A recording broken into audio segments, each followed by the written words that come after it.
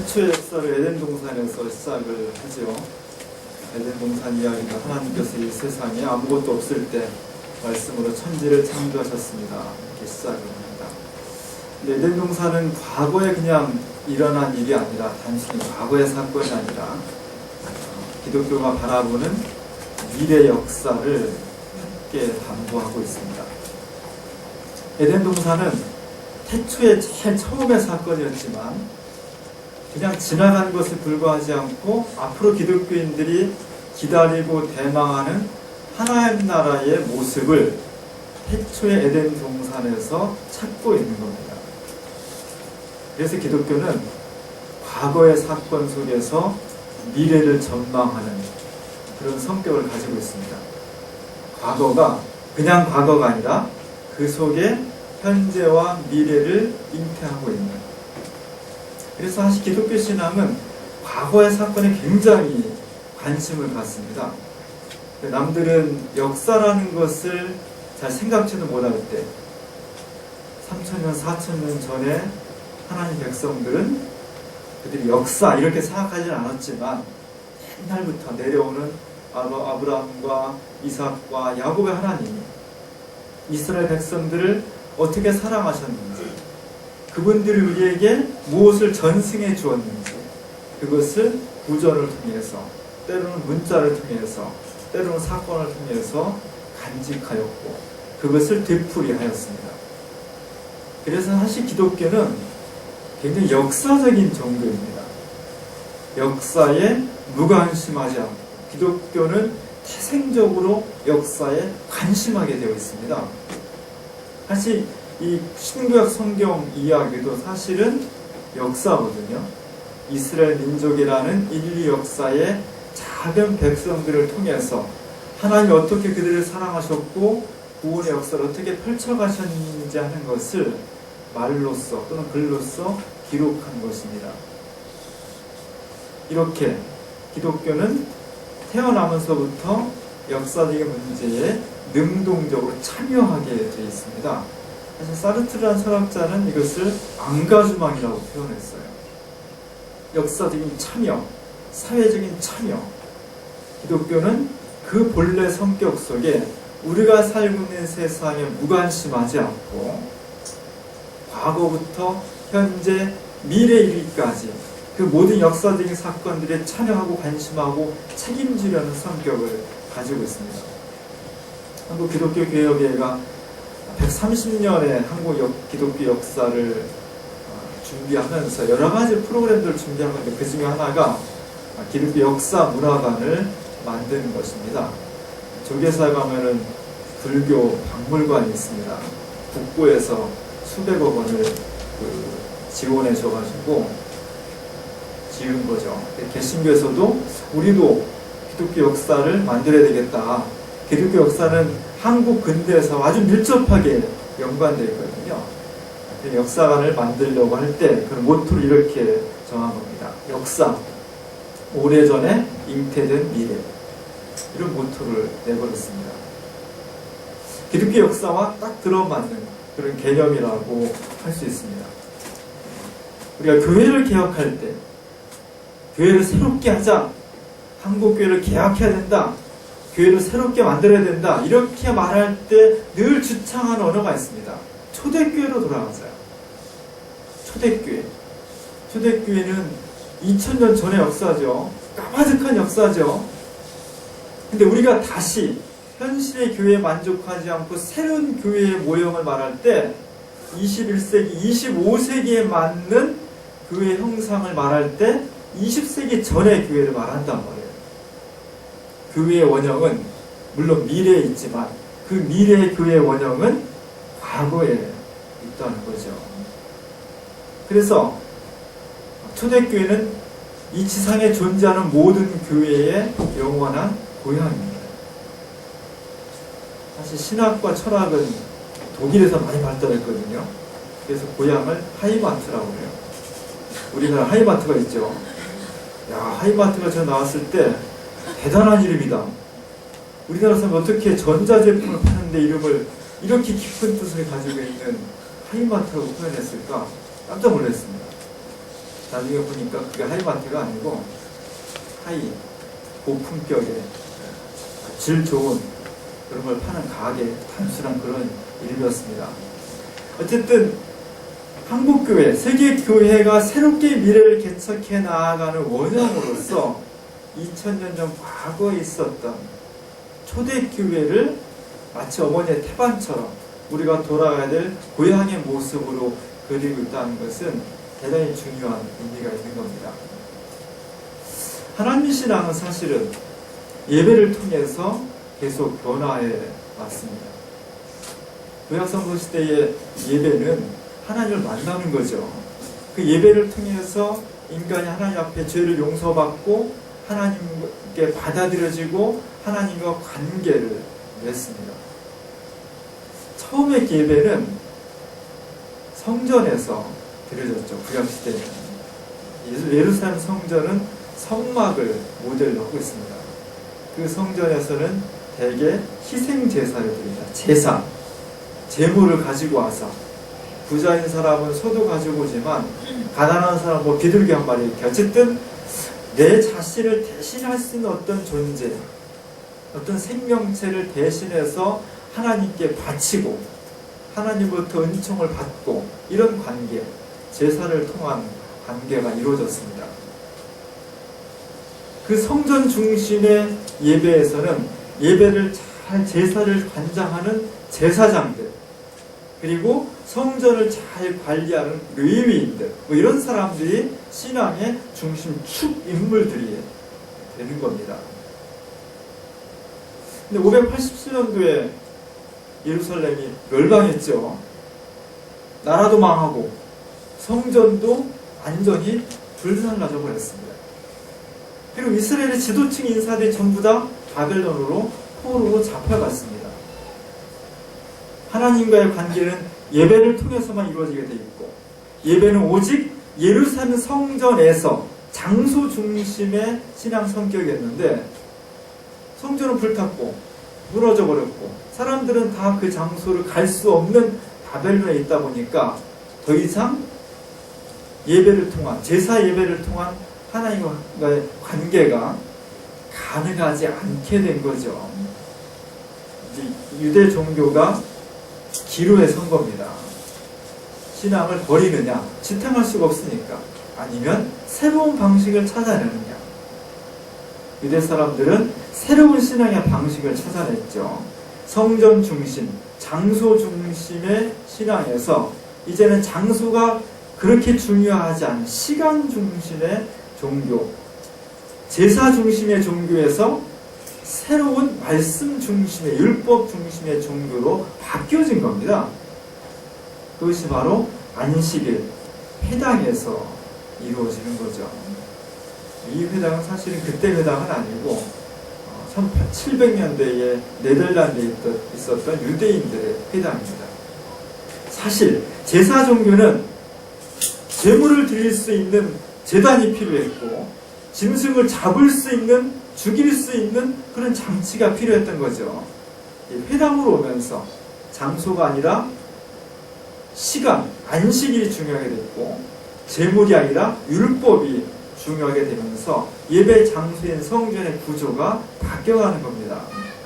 이게 더 이상 제물을 살릴 수 있는 제단 중심의 예배처가 아니라 이제는 율법을 읽을 수 있는, 율법을 선언하고 들을 수 있는 구조로 바뀌어가는 거죠. 이럴 때의 중심 인물들은 율법을 연구하는 사람, 율법을 읽어줄 수 있는 사람, 이런 사람들이 중요하게 된 거죠. 그래서 바리새파 사람들이 중요하게 된 겁니다. 사실 이제 예수님 당시에는 이 두 가지가 병존해 있었습니다. 바벨론 포로가 끝나고 다시 이들이 에스라와 느헤미야를 필두로 들어와서 성전을 재건축하게 됩니다. 그래서 성전 중심의 종교인 제사장들, 사두개파 사람들과 이미 율법과 안식일의 중요성을 깨닫기 시작한 또 다른 민중들, 율법 종교의 바리새파 사람들의 두 종교 전통이 예수님 당시에는 같이 있었던 거죠. 제사장들은 권력층과 가까웠고 일반 가난한 백성들은 바리새파와 가까웠습니다. 예수님이 탄생하실 때 이 두 종교 전통이 소중하지만 이것을 가지고 진정한 인간의 구원에 이를 수 없다고 보는 것이 예수님의 새로운 종교였던 겁니다.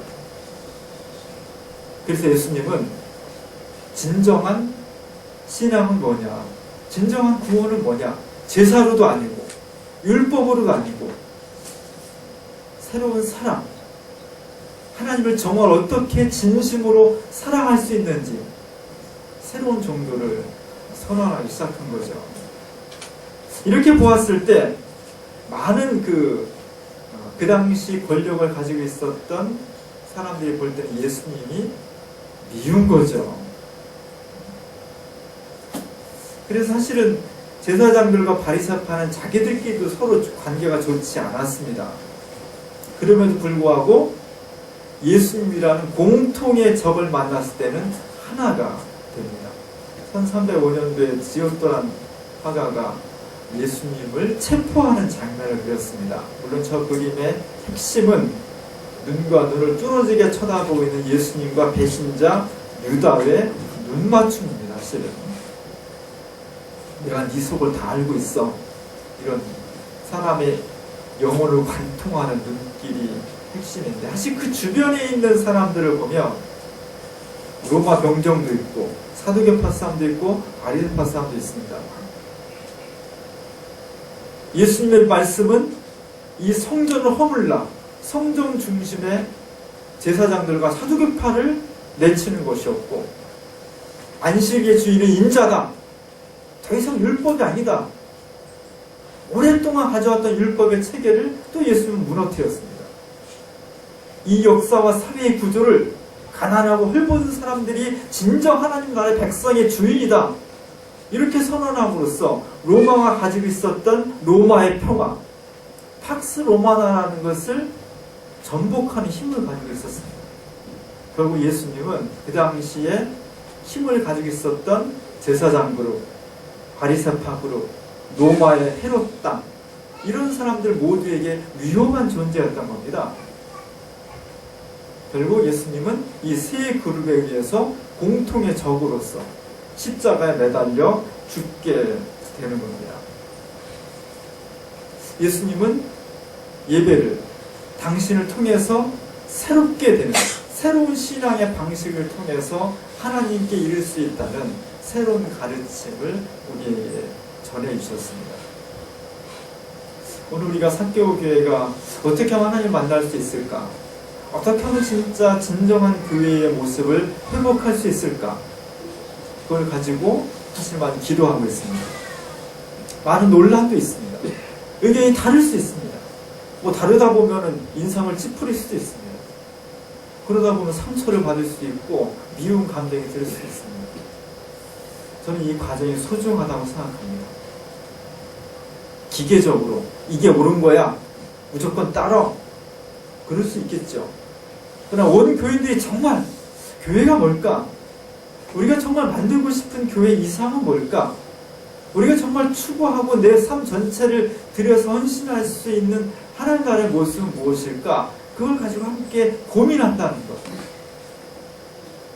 그걸 가지고 함께 대화하고 토론하고 때로는 격렬하지만 그런 이야기들을 만들어갈 수 있다는 것이 대단히 중요한 겁니다. 오늘 우리가 예배의 새로운 모습들을 찾아 나가야 되겠습니다.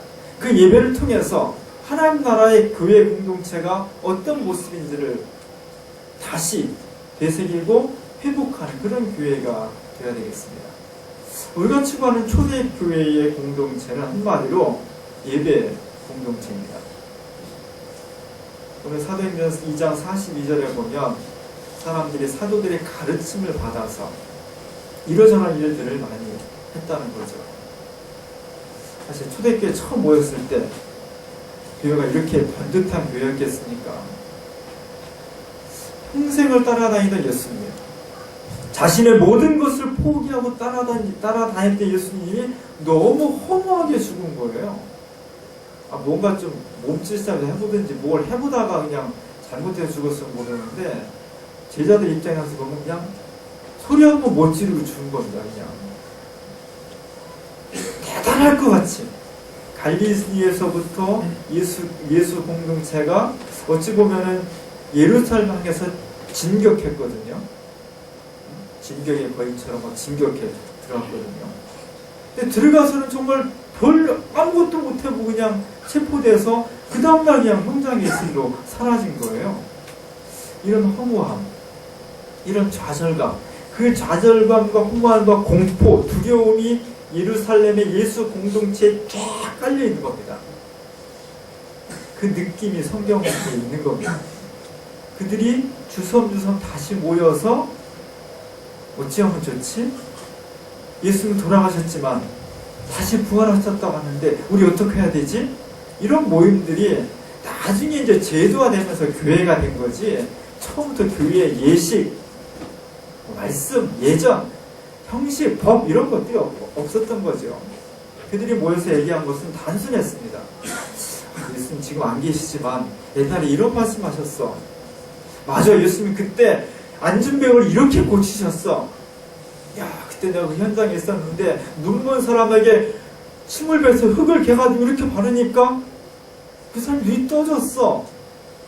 중풍병자가 사람이 많아가지고 못 올라왔는데 지붕을 뚫고 내리니까 예수님이 너 그 침대 걷어서 갖고 걸어가. 그러니까 다 걸어갔어. 뭐 이런 이야기들을 막 하기 시작한 거죠. 그 이야기를 주도한 사람들이 누구였겠어요? 많은 사람들은 예수님을 단편적으로 만났겠죠. 어떤 사람은 가이사랴에서, 어떤 사람은 예루살렘에서, 어떤 사람은 갈릴리에서. 한 번 만난 사람은 한마디 할 수 있었고, 두 번 만나면 두 번 얘기를 할 수 있었겠죠. 그러나 12명이나 12제자라고 하는 예수님의 특별한 제자 공동체는 할 말이 많았던 거죠. 더 많은 말을 할 수 있었고, 다른 일반 사람들이 듣지 못했던 예수님의 내밀한 이야기를 들은 것이 있었던 겁니다. 그것은 이런 뜻입니다. 내가 예수님한테 들었는데, 우리가 들었는데 당신들이 듣고 잘 이해 못했던 것은 우리 제자들한테 한번 얘기해 주셨는데 바로 이런 뜻이었습니다. 이렇게 하면서 예수님의 공동체 지도자들이 자연스럽게 형성됐던 겁니다. 그들을 우리는 12제자라고 말을 하는 거죠. 처음 12제자, 예수님을 직접 몸으로 보고 듣고 손을 만지고 경험했던 1세대가 살아있을 때의 교회 지도자들의 문제는 그리 심각하지 않았습니다. 당연히 그들이었으니까. 그 12제자들은 예수님과 같이 밥을 먹었고, 같이 뒹굴었고, 같이 고민했고, 같이 두려워했고, 같이 슬퍼했습니다.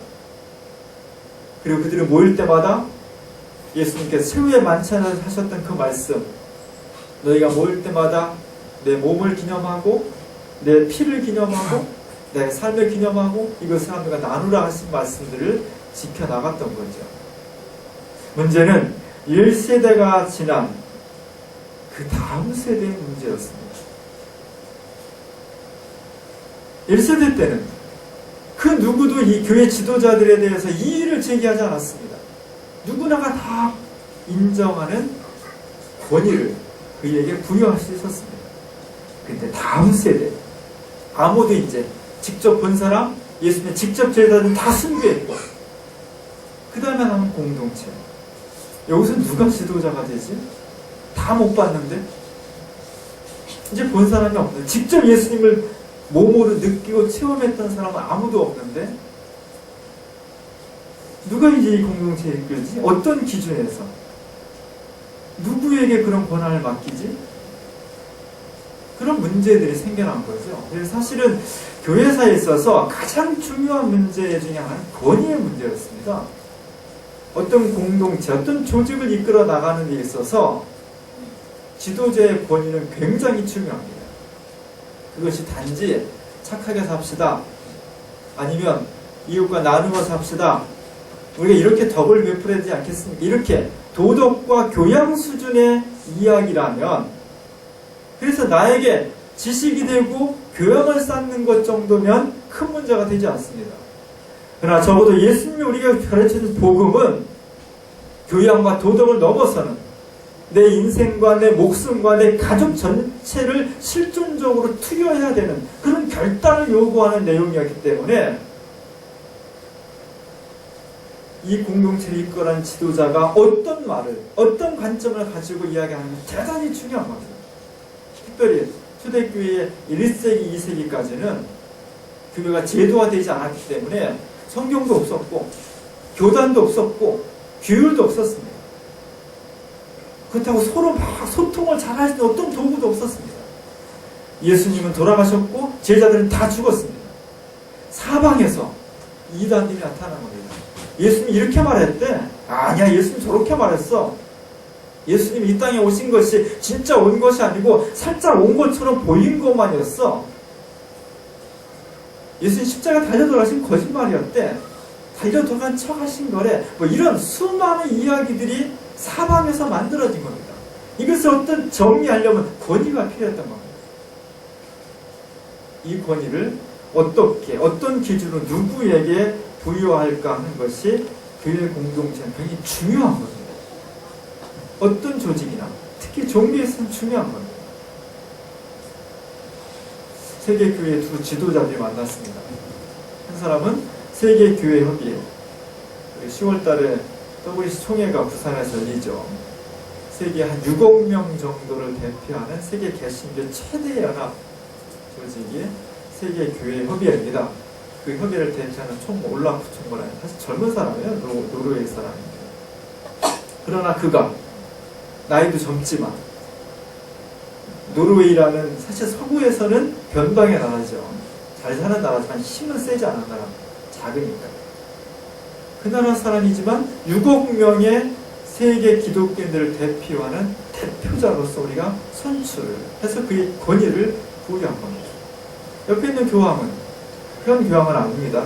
이전 교황 베네딕트 교황 2010년대에 만났으니까 베네딕트 교황과 개신교의 수장과 캐톨릭의 수장이 만났습니다. 저 사진 하나만으로도 기독교 전체가 다 서로 합통할 수 있고 서로 교류할 수 있고 하나가 될 수 있다는 상징적인 메시지를 전달해 주고 있는 겁니다. 누가 저들에게 당신 대표요, 당신이 우리 모두를 대신해서 말할 수 있고 증언할 수 있고 참석할 수 있는 권한을 우리가 그들에게 부여해 준 것입니다. 한 공동체에 있어서 지도자의 문제는 대단히 중요한 겁니다. 초대교회가 지도자의 가르침을 받아서 찬양하고 헌신하고 교육하고 봉사하고 모든 것들이 이루어졌다는 것입니다. 사실 캐톨릭은 이 성직자의 권위의 문제가 체계적으로 잘 되어 있습니다. 보통 사람들은 하나님을 직접 만날 수가 없어요. 반드시 성직자를 통해서 만나게 되어 있습니다. 그래서 중세교회에 지금도 천주교회는 그런 게 있을 거예요. 사제가 있는 곳에 교회가 있는 거예요. 사제가 없으면 교회가 아니라는 거예요. 사제가 있어서 성만찬을 베풀 수 있을 때 정식 교회지, 교회가 아무리 건물이 크고 사람이 아무리 많이 모여도 그곳에 사제가, 성직자가 없으면 그건 교회가 아니라는 것이 정설입니다. 그러다 보니까 중세교회에 있어서 성직자의 권한이 너무너무 비대해진 거죠. 권한과 권력이 있는 곳에 부정과 부패가 생기는 겁니다.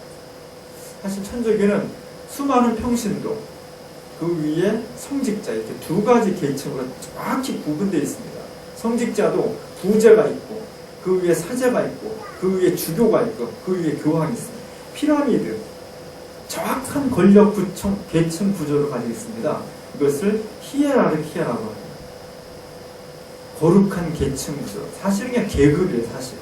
근데 계급 구조 이러면은 뭔가 안 맞는 것처럼 보이니까 거기다가 말을 맞춘 거예요. 거룩한 계층 구조라는 말을 합니다.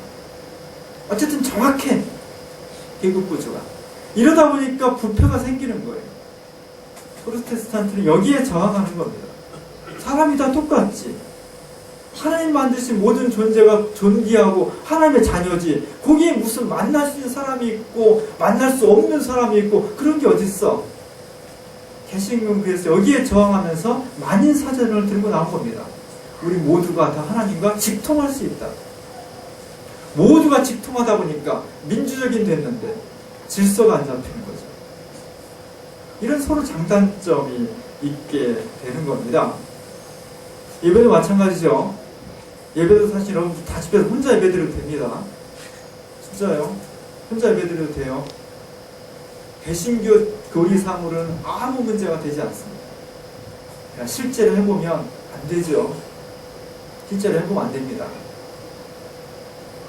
우리나라도 새벽 기도가 있는데 꼭 하나님이 새벽에만 기도를 들어주십니까? 하나님 새벽 잠이 없으신가? 그러지 않습니다. 하나님은 밤중에 드려도 기도 들어주시고 한낮에 드려도 기도 들어주시고 꼭 예배당 아니더라도 집에서 길거리에서 산속에서 다 기도를 들어주시죠. 그러나 실제 생활해 보면 생활 속에서 기도를 드린다는 게 보통 사람으로는 99% 어렵습니다. 그러니까 특별한 장소, 특별한 시간을 내서 하나님 앞에 기도를 드리는 것이 가장 현실적이기 때문에 그런 거예요. 마찬가지 교회도. 여러분들 교회 안 나온다고 뭐 못 받겠습니까? 기독교, 개신교 교리상으로는 받습니다. 집에서 드려도 되고요. 길거리에서 예배 드려도 다 받으세요. 그러나 해보면 집에서 예배 드리려고 혼자 예배 드리려고 하면 애들 왔다 갔다 하고 텔레비고 전화 오고 일이 잘 안 되니까 특정한 장소와 특정한 시간 구별해서 거룩하게 하나님 앞에 드리는 예배로 정형화된 것입니다. 이 예배를 이끌어가는 지도자가 필요한 거죠. 사실 개신교 중에서 가장 일반 교인들의 참여적인 권한이 많이 확산되어 있는 교회가 향림교회입니다. 제가 알고 있기로는. 여기 평신도 조직이 굉장히 잘 되어 있습니다. 평신도 위원회들이 각 역할에서 자기 파트의 역할들을 충실히 해내고 한번 회의하고 1시간, 2시간, 3시간씩 회의하면서 치열하게 논쟁을 통해서 결정한 것을 책임적으로 실행합니다. 그럼에도 불구하고 저기에도 또 뛰어난 목회자가 있어서 그 목회자를 중심으로 그 가르침 가운데에서 교회 조직이 운영되어서 만들어져 가고 있는 겁니다. 우리 교회가 새로운 진로를 모색하고 있습니다. 예배라고 하는 것은 오늘 초대교회 모습처럼 여러 가지 구성 요소가 있는데 첫 번째 요소가 가르침입니다. 사실 가르침은 새로운 것을 가르치는 것이 아니라 제가 여러분들한테 설교를 통해서 하나의 가르침이지만 새로운 것을 가르치는 것이 아니라 예수님이 어떤 분이었나 그겁니다. 예수님이 이렇게 말씀하셨습니다. 예수님이 이렇게 행동하셨습니다. 성경대로 하면 될 것 같습니다. 간단하죠. 누구나 할 수 있을 것 같습니다. 그런데 똑같은 본문을 가지고 똑같이 예수를 말하는데도 보수와 진보는 하늘과 땅처럼 다른 겁니다. 2000년 동안 수만 가지의 예수 상이 도출됐습니다. 똑같은 재료를 가지고.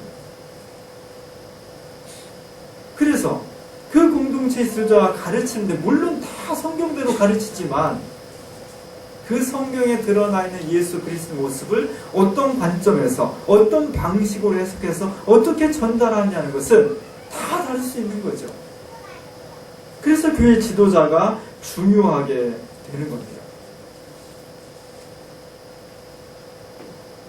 80년대에 무지무지하게 많은 신학교들이 있었습니다.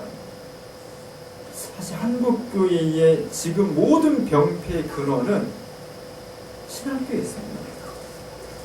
무분별한 신학교, 무인가 신학교의 난리. 보통의 정규적인 신학교는 보통 목회자가 되려면 6년에서 7년 정도의 학문을 공부하고 거기에 또 수련 과정을 한 10년 이상의 과정을 거쳐서 목사가 됩니다. 근데 요즘 6개월 속성 과정도 있습니다. 일주일에 한 번, 2번만 나와서 야간으로. 그래서 밖에 나오면 똑같이 목사예요. 그 사람이 그 사람을 국정원 시켜가지고 뒷조사를 하지 않는 이상 이 사람이 어떤 과정을 거쳐 속성으로 된 것인지 10년의 지구한 학문과 수련 과정을 통해 된 목사인지 일반 사람 다 구분을 못해요. 구분할 수가 없습니다. 그래서 중요한 거예요. 어떤 과정은 어떻게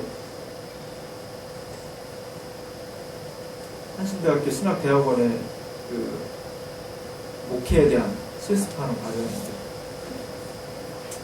저런 특별한 과정을, 정규 과정과 특별한 과정을 통해서 목회자가 어떻게 하나님의 말씀을 해석해야 되고, 어떻게 사람들 인격적으로 다가와야 되고, 어떻게 사람에게 전달해야 되는지를 많은 훈련과 교육을 통해서 받아들이고 자기 안에 내면화시킨 사람, 그리고 그것을 공적으로 인정받은 사람이 교회 지도자가 될 수 있는 겁니다. 사실 목사 중에는요, 저도 마찬가지고 여러분들보다 인격이 떨어질 수 있습니다. 학벌이요? 저보다 공부 훨씬 많이 하는 사람 많이 있고요. 다른 교회 가보면요, 의사가 300명, 뭐 교수가 400명, 뭐 이런 게 많아요. 말이요? 저보다 말 잘하는 사람, 목사보다 말 잘하는 사람 훨씬 많아요. 그럼에도 불구하고 그런 사람들이 아니라 목회자를 특별히 그 교회 지도자로 세우는 것은 하나님, 예수 그리스도를 전문적으로 다른 사람보다 많이 공부하고 느끼고 체험하고 연구했다는 전문성을 인정하기 때문입니다. 초대교회가 자리 잡기까지, 정식의 공적인 교회로서 자리 잡기까지 많은 혼란을 겪었습니다. 사실 사도 바울의 서신은 다 그 산물이에요. 교회가 평안했으면 사도 바울의 서신은 하나도 안 나오는 겁니다. 문제가 없는데 뭘 얘기해요? 읽어보면 다 교회 문제예요. 교회 내적 문제는, 결국 문제는 누가 권위를 갖느냐는 거예요. 이런 주장도 있고 저런 주장도 있어서 막 싸우는데 어찌하면 좋겠습니까? 결국은 하나님으로부터 부름받았다면 옥중에 있는 사도 바울에까지 와서 당신이 좀 그 권위를 가지고 이 문제를 해결해 주십시오. 그 문제였습니다. 우리 한국교회가 맞닥뜨리고 있는 문제도 바로 그 문제입니다. 누구에게, 왜, 어떤 근거로 권위를 인정할 것인가. 평신도교회의 장단점이 있습니다. 결정적인 단점은 성직의 과정을 거치지 않은 일반 교인들 사이에서 누구를 어떤 기준으로 왜 하나님의 절대적인 말씀을 선언할 수 있는 자격을 부여할 것인가 하는 겁니다. 우리가 듣고 들어야 돼. 우리가 듣고 싶은 말씀이 내 지식을 향상시키고 나에게 성공하는 방법을 가르쳐주고 처세하는 방법을, 교양의 수준을 높이는 정도의 말씀이라면 그 말씀을 전할 수 있는 사람은 얼마든지 쌓여있습니다. 교인들 중에 많습니다. 그러나 우리가 들어야 될 말씀, 우리가 2000년 동안 간직하고 전승받은 말씀은 그 정도의 말씀이 아니라 내 목숨을 걸어야 되는 말씀입니다. 야, 그렇지 못한다 하더라도 적어도 원칙적으로는 그런 말씀이어야 되는 겁니다. 그런 말씀을 전해야 되는 사람들을, 그런 절대성을 전해야 되는 그런 말씀을 전하는 사람으로서 우리 교회 공동체 중에 누구를 그것을 맡길 수 있을까? 그 문제가 남는 겁니다. 그 어려운 겁니다. 그래서 평신도 교회가 쉽지 않은 게 현실적으로. 저는 우리 교회가 결단해야 한다고 생각합니다. 누누이 말씀드리지만 교회는 공적인 전문가로서의 책임자가 있어야 되는 겁니다. 2009년도에 우리 교회 사진을 미리 골라봤습니다. 우리 교회 또 하나의 역사죠. 이 자리가 아니죠. 이 위층의 자리죠. 성가대도 많이 다르더라고요. 제가 모르는 얼굴도 많이 있고. 교회는 이런 역사의 과정을 거쳐서 변화되는 겁니다. 모양도 다르고 구성원도 달라질 수 있습니다.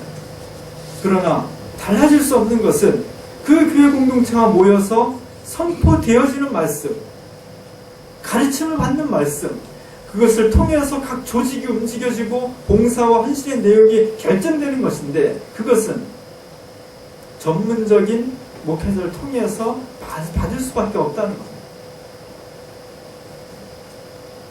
그리고 수련회 가서 많은 이야기를 나누게 될 텐데, 제 생각이 100% 맞을 수는 없겠죠. 어쨌든 제 생각은 그렇습니다.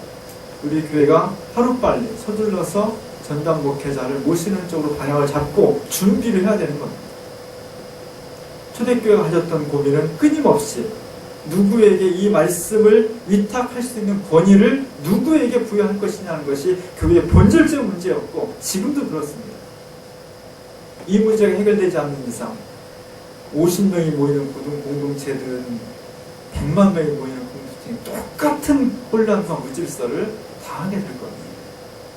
사개오 자원교회가 앞으로의 10년을 더 내다보면서 우리 교회가 진정 하나님의 말씀, 가르침을 받기 위해서 어떻게 결정을 내려야 될지 우리 스스로 기도하고 또 대화하고 지혜로운 결정을 내릴 수 있는 그런 교회가 될 수 있기를 주님의 이름으로 간절히 축원합니다. 하나님, 우리가 주님을 예배하기 원합니다.